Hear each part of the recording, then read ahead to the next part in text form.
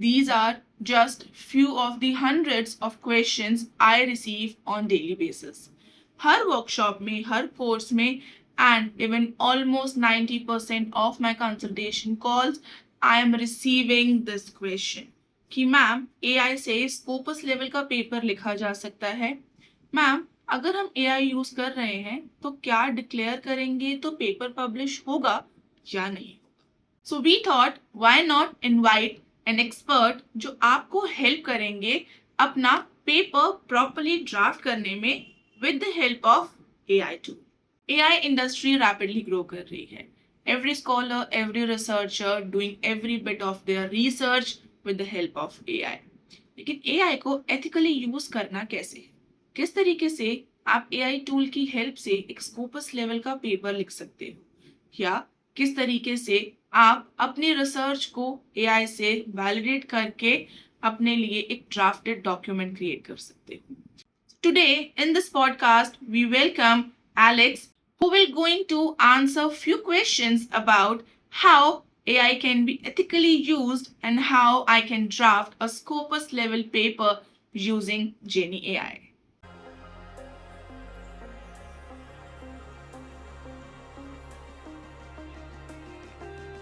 Hi Alex, how are you? Good. How are you? I'm doing perfectly fine. How is working with researchers going on? Oh, it's been fantastic. We've had a lot of progress this summer working with universities internationally. So Jenni. we are conducting a lot of workshops, courses on how Jenni can help us in writing research papers or chapters for our research. The major questions that I always get is what is the perfect structure or flow that how Jenni can help me write the proper paper. So is there a proper flow, and can you give us a demo how we can write a scopus level paper with Jenni AI? Yeah, absolutely. We can start by writing a draft today. Jenni obviously is in kind of the space to kind of help with three main things: research, citation management, and additionally, the early review phase. Okay. So we'll kind of go through these with a document sample here. Just kind of walk you through what we did right there. We've named our document. Our document prompt is giving Jenni context about what we're researching and talking about. Okay. So you can see that green bar fill up as we were writing. That's just the more understanding of what you're trying to do, that Jenni will give you better context when we're researching and writing text. Okay, so right? while we are writing on the first page, do we need to write the title like you wrote meta study of artificial intelligence models, and then we have to fill a document from? You don't necessarily have to fill in the title like I did. I Okay. prefer to. If you don't write a title, I'll show you here in a second. Here, first, we're going to make sure that we're only focusing on citations from the last 5 years. Okay. Because this is a pretty niche topic, I'm not super worried about impact factor. We'll kind of accept all papers. Okay. And then we're going to limit it to my existing collection of papers as well as external sources from the web, right? Okay. Now I'm in Canada, so I'm going to use the Vancouver style of citation. While we are selecting the citation style, or we are selecting the impact factor, if we are writing a paper for Scopus Journal, do we need to have certain restrictions on it, or we can just simply select all? Well, the beautiful thing about Jenni is that we have over 10,000 citation styles, and you can change them on the fly. Okay. So for Scopus level journals, each one is probably going to have different recommendations for what kind of citation format that they want. And this will allow you to be able to flip what citations you are, what citation style you're submitting on the fly, Okay. right? Okay. So we're going to stick to Vancouver here. I mean, it depends on where you're kind of writing your journals, but with Jenni, we don't have to worry about having to go back and change that manually. It'll just be automatic. And we're going to do smart headings because we're kind of going off of a vague idea. Okay. So if we set smart headings, you can see that it will come up with its own title for the document. And then now Jenni is working in the background, structuring just the outline, right? Because what we're trying to do today is we're not trying to auto-gen an entire paper, which would not be at all effective. But this gives us, you can see, a very good structure for where we could take our research. Okay, so we can consider this as a blueprint of our paper? Exactly right. In fact, on top of that as well, you can see with our new section prompts system that Jenni actually has given us an idea for what we should be working on in each individual section. Okay. Okay. Okay. That's as true as well. So you can go through this, like this is just kind of the start line. Okay. You can change any of these. We can delete them if you want. So for example, maybe there's maybe we're not really interested in doing clinical practice recommendations, so we can just get rid of that section. Okay. And as well, for section prompts as well, if you have particular preferences, you can insert it here as well. Okay. Right? Okay. But for what we have right here, that's a pretty good baseline. So to start, we're going to go ahead and just generate our introductory sentence. Okay. So we can see Jenni jumps in as an editor. And there we go. We have our very first sentence of our paper right here. Next step we do, of course, is we check if this is something that's useful to us, right? So we're going to read this paper through, or we would read this paper through. Probably won't in this demo because it's going to be quite long. But you can see, okay, this is actually something that could be very useful to us. So I'm going to download the PDF. So we'll read that ourselves. Additionally, sometimes Jenni can automatically grab the paper if it's allowed to from the databases, but in our particular case, it couldn't download that paper. Okay. So we're going to upload it manually. Okay. So once we are writing with Jenni, there must be some set of like this is how much content I want for my introduction, or this is yes, the number of papers I want for my literature. So when we are when we are writing paper from autocomplete, okay, this is the last line Jenni will be concluding. So how to manage that? Well, the simple answer is it's like well, obviously we're going to kind of cut through a lot of stuff in this demo, but you're going to be doing research alongside in Jenni. You can do research inside our paper engine. Okay. Right. Just first allow me to go back into that library for a second. We're going to add that to the collection that we were using for our paper. Okay. Add to collection for that one. Go ahead. And now you can see, because it's been inside our recommended section, when we go back to this paper. Okay. Now that's built directly into Jenni. So if we click open PDF, we can read this alongside as we're writing. Okay. Now, that's one way to find a paper. Like we can see Jenni recommended us a very good starter paper. There's a lot of other places to find. We can use Jenni's built-in search engine. Okay. We'll do that right now, and we'll kind of see what it comes up. Okay. So there are multiple papers in this. Look, there's dozens and dozens of papers. We'll have to read all of these, make sure that they fit our research. And then as well, if you're doing research outside on the internet or elsewhere, you can use our web clipper. Okay. And as well, if you are already using Zotero or Mendeley, you can bring in your research into your writing here as well. Right, like you said, you asked kind of like, what is the quantity that we're going to hit? I mean, it depends on what we're trying to accomplish, right? We would probably jump ahead and start actually reading a bunch of papers, writing a bunch of papers, and then kind of start filling this out. Once again, Jenni is just going to be able to throw in recommendations here. So if we get stuck, it'll be able to throw in a single sentence. Okay. But since we now have this paper here, we can read this right inside Jenni. And now that it's inside Jenni, we can also have an AI chat with it. Okay. So there we go. We have our paper loaded in. Jenni's got access to the web and the rest of our library. Okay. And it understands what document we're working in. So we can say, in this paper, what were the key findings? So we can see we have full understanding of exactly what Jenni was thinking about to kind of prevent hallucination. Okay. And then here we go. She came back out with a full explanation of actually, right now we're seeing our AI agent check to see if this response is correct, and it is. It's completed. And then, and then it completes, and we go, okay, well, across 67 studies, the review concludes that integration of diverse import modalities is an unsolved challenge.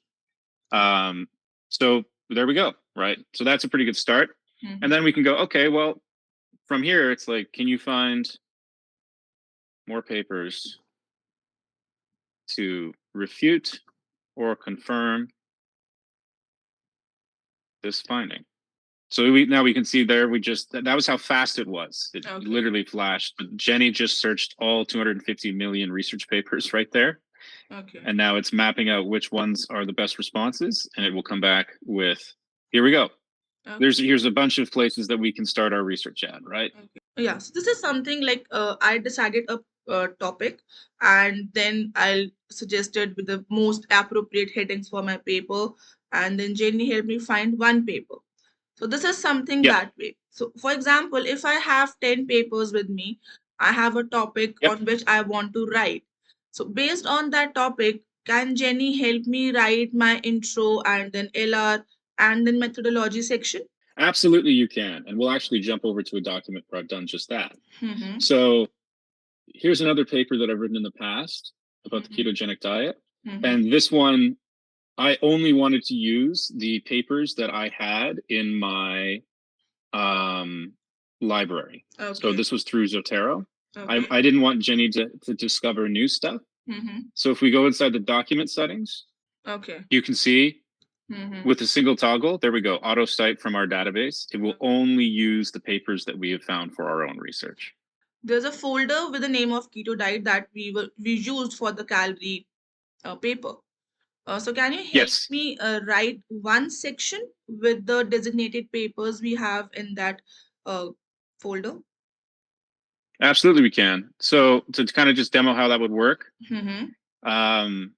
we'll go back to the literature review that we were working on, and we'll say we'll do this manually, of course, right? We'll go, now that's a statement, right? And we have to cite statements. So all you would do is go press at with your keyboard, and Jenny will search your library for the citation that is most likely or is most properly going to, yes, appropriate for the claim.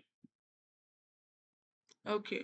So because this is using my library, this is not actually like a great citation, but you can see it tried to do its best, right? Okay. But if we go back to discover, then we can find something much better. So we'll throw that one in. Okay. And of course, in an actual paper, we would be reading all of these citations to make sure everything makes sense, right? Okay. So there we go. Like we have the skeleton of a paper. We got 2 references already. And you can see, okay, well, I'm submitting to a paper that needs Chicago style. And then we go 16th edition, and all our bibliography has been corrected. Changed. Now, to kind of just demo some more stuff, we're going to kind of skip ahead. We're going to go to my white paper on, this is a white paper that I wrote with Jenny about the ethical use of AI in education. Okay. Just to kind of demo some of our other kind of editing features. So to kind of walk over what we've already kind of demoed, we started with the skeleton. We read papers about the topic that we were researching. We started writing. Jenny gave sentence by sentence help along the way, and now we have a finished paper, right? Okay.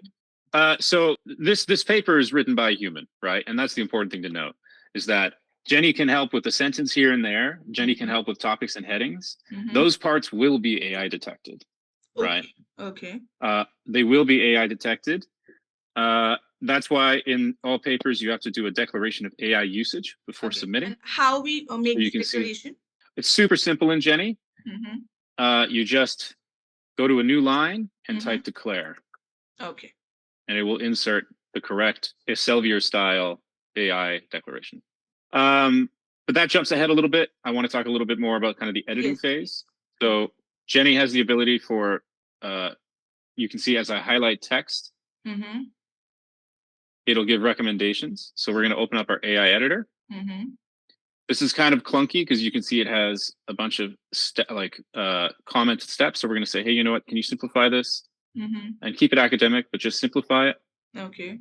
And then Jenny will actually review that particular check. It'll review the citations, and it will come out with a different structure, as well as an explanation on why it made that decision. Okay. But it doesn't change the citations that we already have for this paper. No, it will not. It will not change the citations that we already have. Okay. So the paragraph we paraphrased with Jenny, will it come into AI detection? That's a good question. Again, with AI detection, it's never a sure thing, but I would be on the cautious side. Yes. Okay. basically anything where AI is writing prose is going to be a chance for it to be detected. Okay. Which is why it's so important to declare that you've used it for that. Okay. See, basically at the end, Jenni AI is also an AI tool. Okay. We are working in a space where we have multiple sections that is helping me to draft my paper.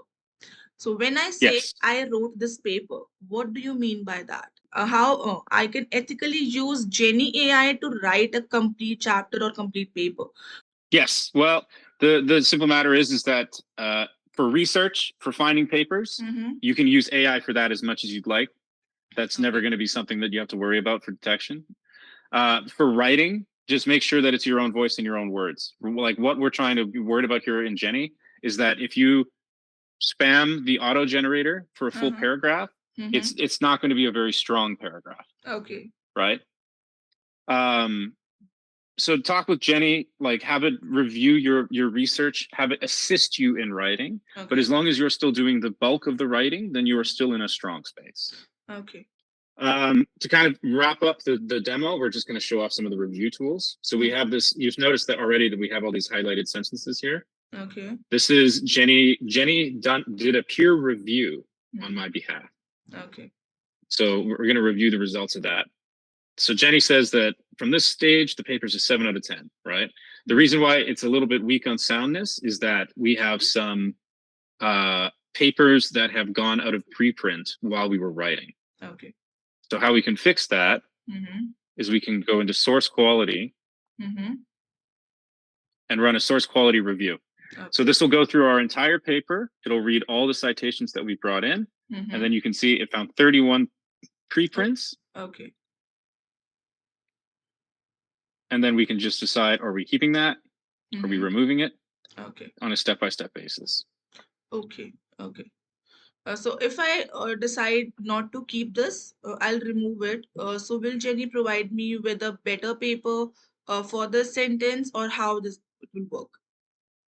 When Jenni can recommend a better paper, it absolutely will. Okay. In this particular case, these are just preprints. It just means that it hasn't been peer reviewed yet. Okay. We're keeping those because later on that'll be checked. But you can see here, like it can detect papers that have been retracted. Okay. It can check papers that are unverified, and in those cases, it will recommend a better. So you can see here, right? Like this is a great example. Okay. So this is a non-research. This is a non-research document. We can click Find Replacement. Okay. And then Jenni will do its best. And here we go. This is the actual paper that this report was on. Okay. Okay. So we'll just click that and click Replace. Okay. So this is how it will be replaced by a genuine paper. That's right. We have proofreading as well. We have tone of voice if you want to make sure that everything kind of matches. But then when you're finally finished, you run your peer review, and then when that is concluded and all your edits are confirmed, you're set to go and you're ready to submit that paper to journals. Okay, perfect. So now the next step is finding the appropriate journal for the paper. How to do that with the help of Jenni?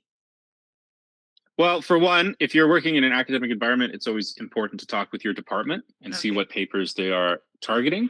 But as well, we can go with Jenni here. Jenni has full access to the web, and we can go, Jenni, what journals open access could we submit this paper to? Okay. And Jenni can give strong recommendations in that category. Okay. Why we have put the bars under open access? Open access simply means that you don't have to pay a fee for submission. Okay. Many academic journals, especially in the West, require submission fees and review fees, as well as then charging for you to be able to read the paper. Okay. The reason why Jenni is as effective a tool as it is the access it has to open access papers. Okay. And that's why when I'm asking what journals to submit to, I'm asking for open access journals. Okay. Okay. So this is something that I have an idea, and I wrote papers through Jenni, and then I am reviewing it with multiple options available. Okay. If I have a well drafted chapter I wrote in my Word doc, and I just want to do a proofreading. So will that be considered as AI when after doing the peer review or after doing the proofreading, I'll extract my chapter or document? No, so with all the review tools, those aren't going to be hit by an AI detector because Okay. it's just reviewing your writing, Okay. right? Mm-hmm. And if you bring in a chunk of document to be reviewed as well, Mm-hmm. that'll be fine too. Okay.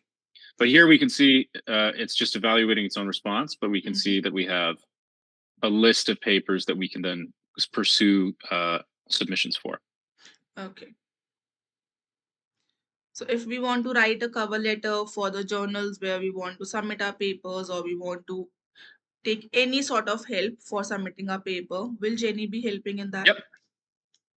Yep. I mean, the AI chat in Jenni is obviously document focused and academia focused, but if you want assistance for kind of anything within that realm, it has the tools to assist.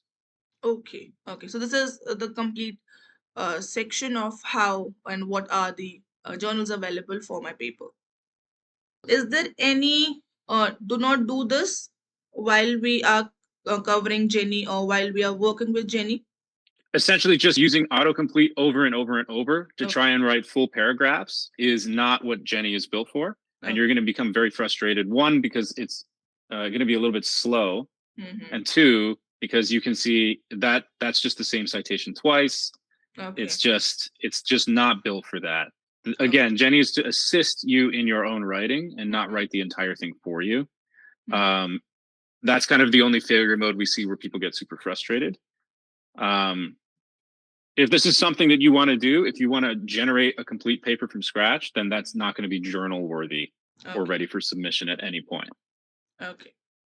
Thank you so much for helping us and helping Thank you the for having me. audience with the demo and how actually the AI tools are working and how we can get a well drafted paper.